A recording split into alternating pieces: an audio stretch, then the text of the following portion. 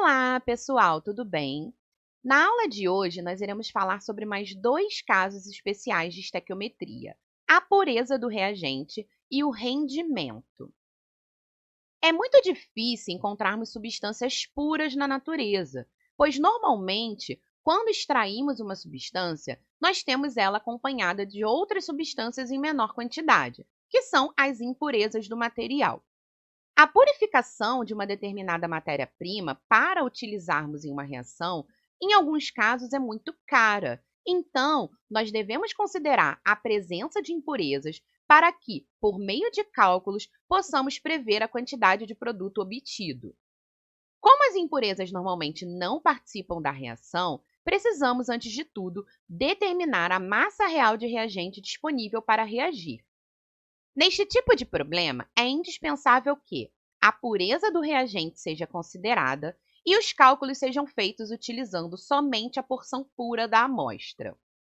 Existem duas possibilidades de cálculos de pureza: o cálculo de massa obtido a partir de uma amostra impura ou a determinação da massa de reagente necessária para a obtenção de um produto. Então, vamos ver um exemplo. Uma amostra de 200 gramas de magnésio com 80% de pureza reage com o oxigênio produzindo óxido de magnésio. Determine a massa de óxido de magnésio produzida. Neste exemplo, nós não temos a reação, portanto, devemos montar antes de partirmos para os cálculos. A reação fica Mg mais O2 produzindo MgO. A reação não está balanceada, então devemos balanceá-la antes dos cálculos. Obtendo-se a reação balanceada, teremos que 2Mg mais O2 produz 2MgO. Como a amostra de magnésio possui apenas 80% de pureza, o primeiro cálculo a ser realizado é a massa real de magnésio disponível para reagir. Então, nós temos que 200 gramas de magnésio foi o que o problema disponibilizou, e isso é o meu 100%. No entanto, o magnésio desta amostra só possui 80% de pureza, então, X gramas de magnésio é a minha parte pura, ou seja, os 80%. Fazendo-se a regra de 3, nós teremos que 100x igual a 200 vezes 80, então nós temos um resultado de 160 gramas de magnésio. Esta é a quantidade de magnésio que eu tenho disponível para reagir, ou seja, a parte pura dos 200 gramas que o problema disponibilizou. E é com este valor que iremos prosseguir os cálculos estequiométricos. Então, voltando à pergunta do problema, que é: determine a massa de óxido de magnésio produzida, e utilizando a reação balanceada, nós podemos montar as proporções. A massa molar do magnésio é 24 gramas por mol. A massa molar do magnésio é 24 gramas por mol e do óxido de magnésio... A massa molar do magnésio é 24 gramas por mol e do óxido de magnésio 40 gramas por mol. Então, fazendo-se as relações estequiométricas, 2 vezes a massa molar do magnésio, que é 24 gramas, irão produzir 2 vezes a massa molar do óxido de magnésio, que é 40 gramas. Utilizando-se a porção pura da amostra, nós temos o quê? 160 gramas é a parte disponível para reagir, ou seja, 160 gramas de magnésio irão produzir X gramas de óxido de magnésio. Fazendo-se a regra de 3, nós temos que 2 vezes 24x é igual a 160 vezes 2 vezes 40. Fazendo-se as devidas simplificações, nós teremos um valor final de 266,7 gramas de óxido de magnésio. Essa é a quantidade real de produto obtida nesta reação, considerando somente a parte pura da amostra reagente. Exemplo número 2. A decomposição térmica do carbonato de cálcio produz dióxido de carbono e óxido de cálcio. Determine a massa de uma amostra de carbonato de cálcio com 80% de pureza, que na decomposição térmica produziu 84 gramas de óxido de cálcio. Repare que, nesta questão, o enunciado deu a massa de produto obtida, então o raciocínio é ligeiramente diferente. Neste caso, nós temos um valor de produto a ser formado. O enunciado deu que são formados 84 gramas de óxido de cálcio. Por esta razão, iremos considerar a pureza somente na última etapa do cálculo.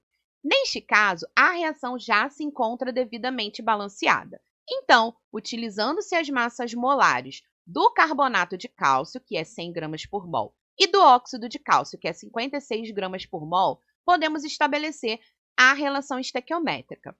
100 gramas de carbonato de cálcio, que é a sua massa molar, irão produzir 56 gramas de óxido de cálcio.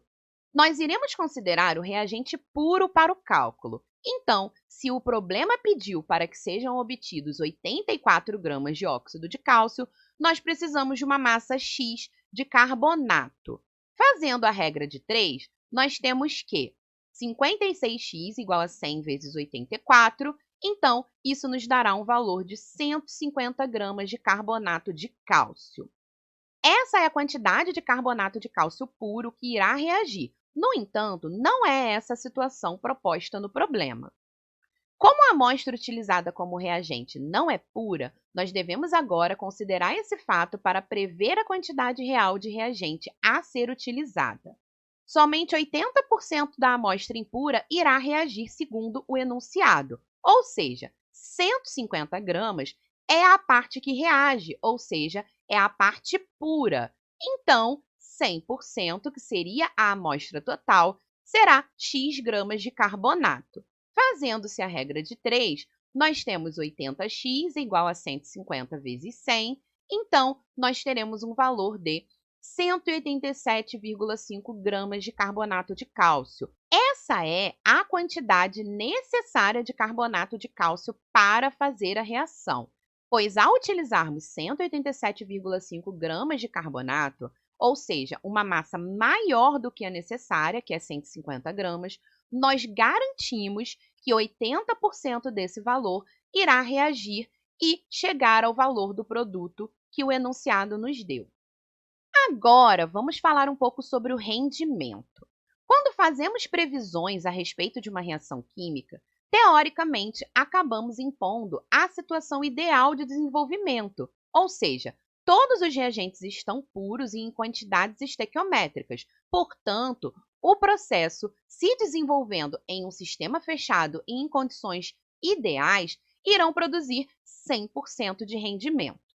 Na prática, mesmo utilizando quantidades estequiométricas ideais, o rendimento de uma reação igual a 100% é praticamente impossível de ser obtido.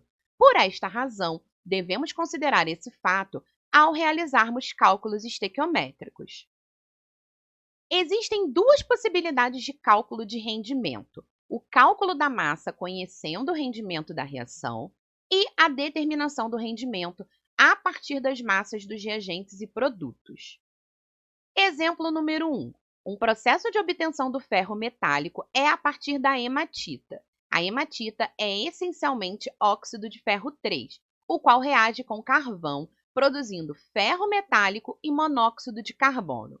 Utilizando-se 4,8 toneladas de minério e admitindo-se um rendimento de 80% na reação, qual será a quantidade de ferro produzida?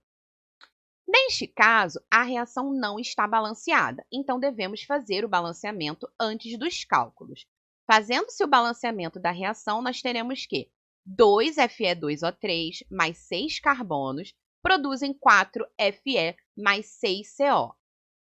Neste caso, o problema pede a massa produzida, então iremos fazer os cálculos inicialmente considerando um rendimento de 100%. Utilizando-se a reação balanceada e as massas molares das substâncias envolvidas, nós podemos estabelecer a relação estequiométrica. Lembrando que 1 tonelada é igual a 10 elevado a 3 quilos, que é igual a 10 elevado a 6 gramas. Então, 2 vezes a massa molar do Fe2O3, que é 160 gramas, irão produzir 4 vezes a massa molar do ferro, que é 56 gramas. Como temos 4,8 toneladas, temos 4,8 vezes 10 elevado a 6 gramas de Fe2O3, que irão produzir X gramas de ferro. Fazendo-se a regra de 3, nós temos que 2 vezes 160x é igual a 4 vezes 56 vezes 4,8 vezes 10 elevado a 6. Então, simplificando, nós temos 160x é igual a 537,6 vezes 10 elevado a 6. Logo, nós teremos 3,36 vezes 10 elevado a 6 gramas de ferro, que equivale a 3,36 toneladas de ferro. Essa é a quantidade de produto obtida considerando-se 100% de rendimento. Como a reação com o minério gera apenas 80% de rendimento, a quantidade real de produto será menor.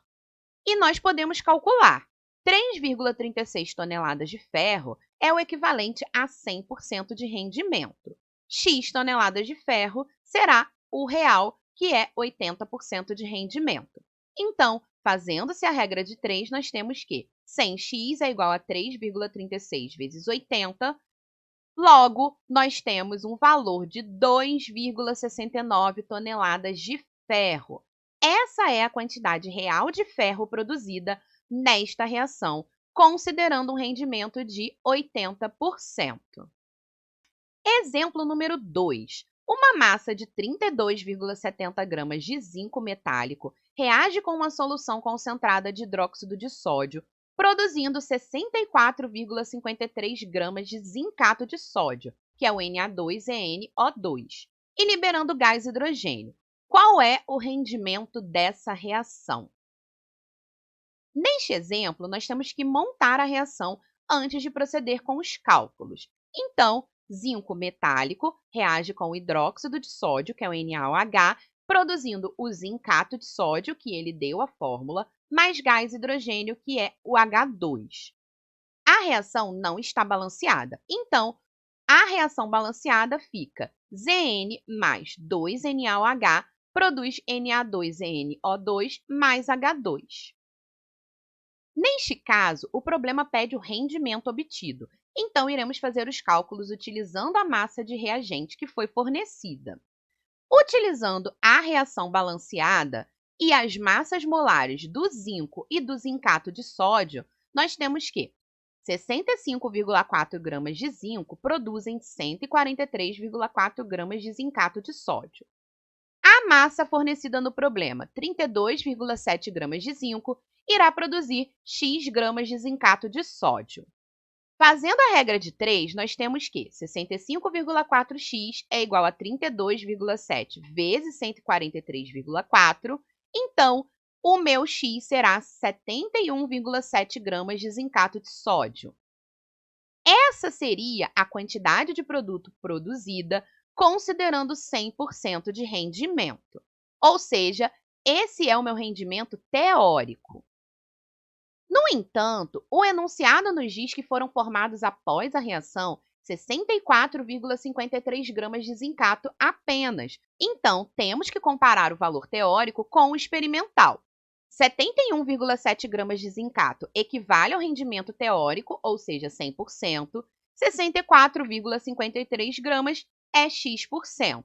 Fazendo a regra de 3, nós temos que 71,7x é igual a 64,53 vezes 100. Então, fazendo os devidos cálculos, nós teremos que o rendimento dessa reação foi de 90%. Este é o rendimento real da reação proposta no problema. Bom, gente, essa foi a nossa aula de hoje. Espero que vocês tenham entendido e até a próxima!